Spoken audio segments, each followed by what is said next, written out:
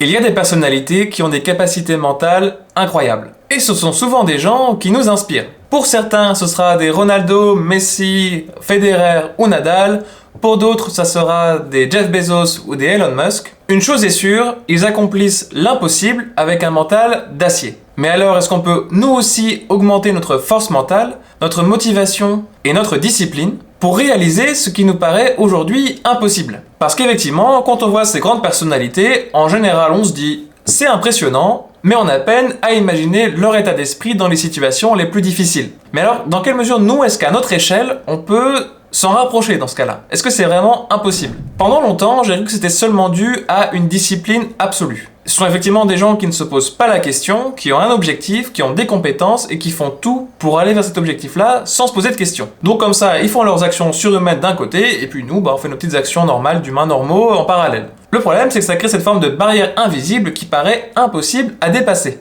Et d'ailleurs, à notre échelle, on le sait bien, seulement 12% des personnes qui se lancent dans des résolutions en début d'année les tiennent jusqu'à la fin de l'année. Et ça, c'est d'après une étude du professeur Wiseman qui a interrogé à peu près 3000 volontaires. Donc en termes de volonté et de discipline, on n'est pas super bon. La conséquence dans tout ça, c'est qu'on se regarde dans le miroir, on regarde éventuellement Roland Garros et on voit nos champions s'affronter, mais finalement, nous on reste assez calme et on se dit que de toute façon, on n'y arrivera jamais. Heureusement, la science ici nous apporte une solution. Et notamment avec cette discussion avec le Dr Andrew Huberman, qui est neuroscientifique aux États-Unis à Stanford, et David Goggins.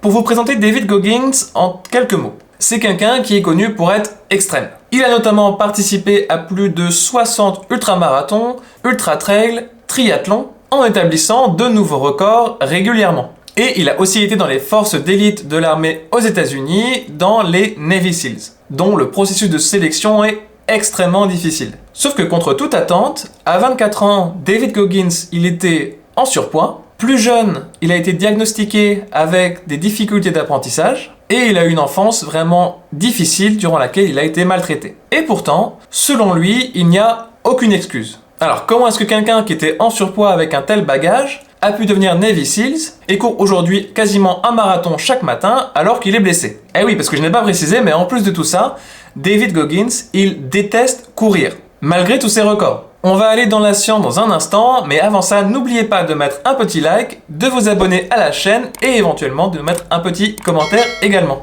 Parce qu'en effet, ici, le Dr Andrew Huberman nous donne la solution.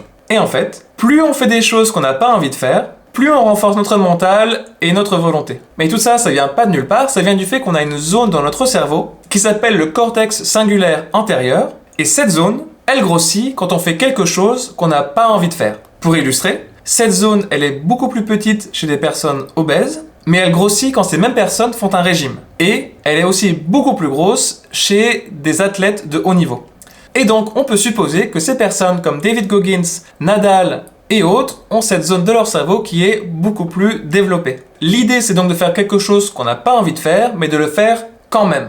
Et c'est comme ça qu'on pourra renforcer notre discipline et notre motivation pour continuer à aller de l'avant vers nos objectifs. Et en effet, si c'était facile, tout le monde le ferait. Donc à vous de jouer, choisissez votre objectif, il y aura des obstacles, ça sera difficile, mais vous pouvez y arriver, et c'est seulement en dépassant les difficultés qu'on pourra avancer. Bon, c'est pas la peine d'être aussi extrême que David Goggins et de courir un marathon en étant blessé chaque matin, je précise quand même. Je pense que c'est quelque chose que j'avais intégré de façon assez inconsciente, notamment dans la pratique des arts martiaux, dans laquelle la difficulté fait finalement partie du trajet et de l'entraînement. Car grandir implique de dépasser les difficultés, et sans les difficultés, c'est impossible de progresser. Bon, une chose est sûre, je ne serai certainement pas le prochain Nadal ou Federer, mais je pense, et je suis quand même convaincu qu'on peut tous progresser, tous grandir par rapport à nous-mêmes, et pour ça, effectivement, de faire des choses un peu difficiles parfois paraît être la meilleure manière de bien commencer. Sur ce, n'oubliez pas de vous abonner, de mettre un petit like, et de me dire ce que vous en pensez en commentaire.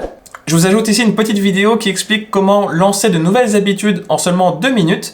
Donc n'hésitez pas à y jeter un œil et à très bientôt pour une prochaine vidéo.